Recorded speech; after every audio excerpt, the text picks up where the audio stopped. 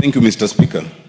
Mr. Speaker, the response as read is grossly inadequate.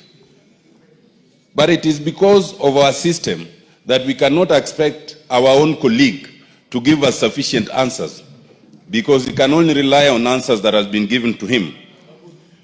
Mr. Speaker, the issue of Ojwang demonstrates monumental impunity and disregard to the Constitution and the law, to an extent that, as seen together with what happened yesterday, it demonstrates total anarchy and a danger of sliding to be a banana republic if we are not already there.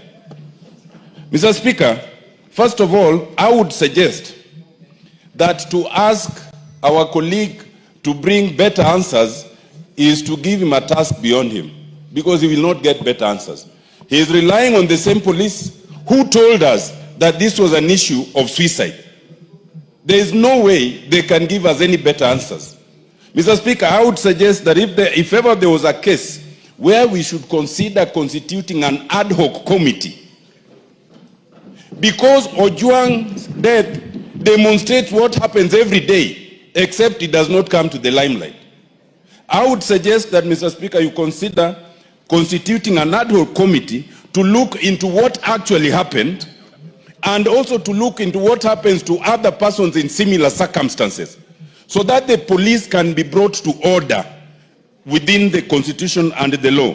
Mr. Speaker, there are so many gaps in that responses. Number one, for starters, we have been failed by IPOA. IPOA cannot, as the person investigating police conduct, attend a press conference where the police are explaining their own conduct. You cannot do that. IPOA cannot come and tell us that they have arrested people and they are prosecuting people for murder when the central suspect has not written a statement to date. How do you determine then who should be taken to court if you've not interviewed Eliud Lagat up to now? IPOA has failed us, and we must call them to order. The other failure, Mr. Speaker, is in response to what now happened, the public outcry. I read the statement of 16th June 2025 by the DIG Eliud Lagat, where he says he has voluntarily stepped aside. Mr. Speaker, there is nothing like stepping aside in law. I invite, Mr. Speaker, that we look at the National Police Service Act, we look at Section 17, we look at Section 95A.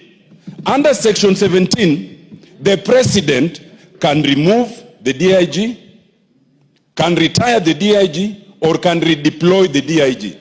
None of those can be done by the DIG themselves. Under Section 95A, the disciplinary process can only be done by a disciplinary committee of the National Police Service Commission. You cannot discipline yourself by saying you've stepped aside. What does that mean in law? Mr. Speaker, I want to suggest that this whole issue is a charade. If you look back to the questions that were asked, before you are arrested, you are supposed to be told why you are being arrested. Under Article 49. This was not an arrest, this was an abduction. And to use the word arrest, as has been used by chairman, is wrong.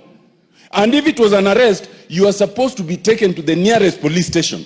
Why would you be taken 600 kilometers?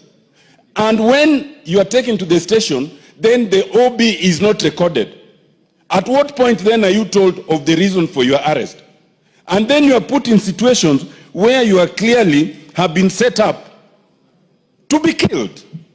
Mr. Speaker, I think we owe it to this country, given what happened to Ojwang, given what happened to those who are demonstrating at what happened to Ojwang, to the extent that the same police are now escorting goons, we are in danger of sliding to a total banana republic. And if the executive cannot bring us back on course, it behoves this House to do so. Mr. Speaker, I suggest we establish an ad hoc committee. Thank you, Mr. Speaker. Thank you, Tongoyo.